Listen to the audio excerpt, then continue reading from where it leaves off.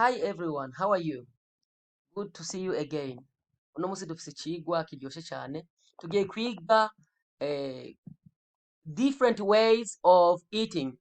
Uburyo butandukanye bwo gufungura. Murazi ko mu Kirundi baravuga guhekenya, baravuga kudavanyanga. Sinzi ko muzi Kirundi cane. Kudavanyanga n'ibindi vyinshi. Ubwo rero nivyo tugiye kubona mu Congereza.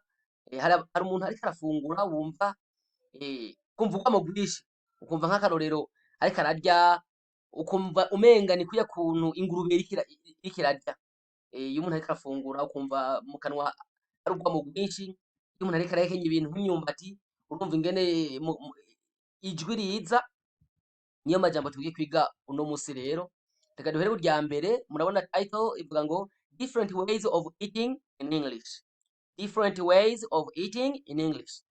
Murabona ijambo rya mbere, ijambo rya mbere ngaha muraribona neza, rivuga riti to crunch.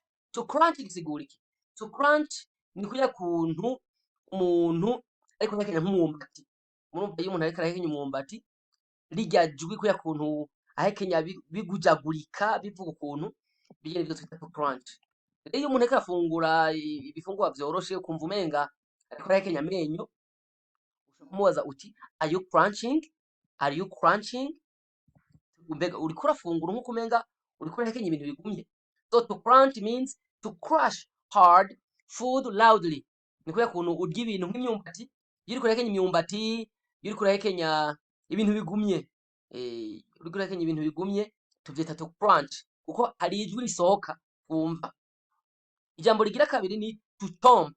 To chomp ni kurya kuntu iyo umuntu ariko ararya, naba ariko ararya dufate usanga n'umuceri, ariko ararya umuceri wahiye neza, ariko arafungura ibiharage vyahiye bien, ukumva ijwi umenga ni kurya kw'ingurube iriko irarya muri burya buryo, ukumva urwamo rwinshi, nivyo twita to chomp.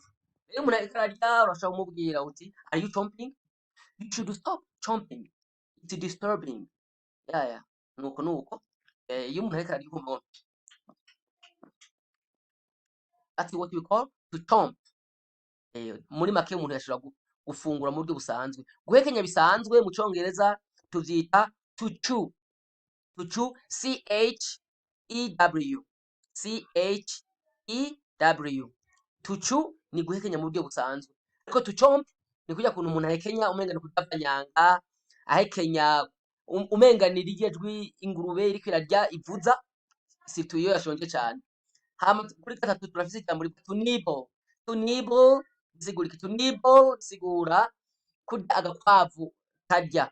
Muramaze kubona agakwavu kariko kararya ivyatsi, karya duto ariko kandi kanyarutsa cane.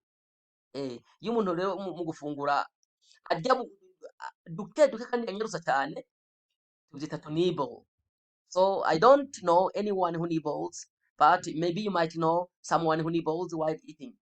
Hari abantu nibbling, to nibble, to eat with small bites. Kurya gato cane ariko unyarutsa.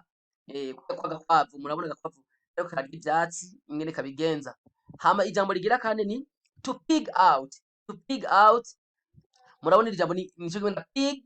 To pig out ni ukurya ibintu vyinshi, kurya vyinshi. To eat too much. Do you know anyone who pigs out? Yeah, tell him to stop it. It's not a good habit.